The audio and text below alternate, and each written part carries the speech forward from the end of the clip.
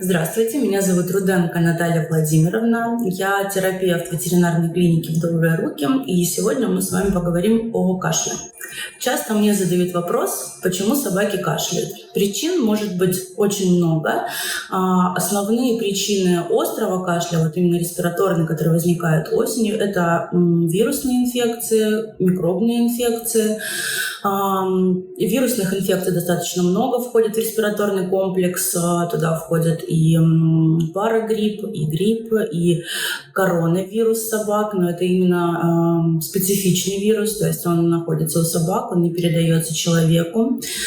Также микробные инфекции тоже могут приводить к кашлю. Как правило, это бордетелла, микоплазма и некоторые виды стафилококка.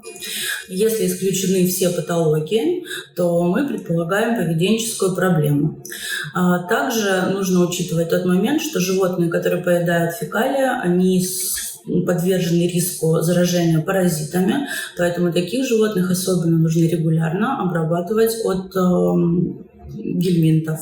Владельцу, если у животного, у собаки возникает острый кашель, конечно, необходимо обратиться в ветеринарную клинику, потому что иногда это может быть какие-то неосложненный кашель, но иногда этот кашель может переходить в осложненную форму, которая требует лечения, и иногда, если его не лечить, это может перейти в пневмонию и, к сожалению, к гибели животного.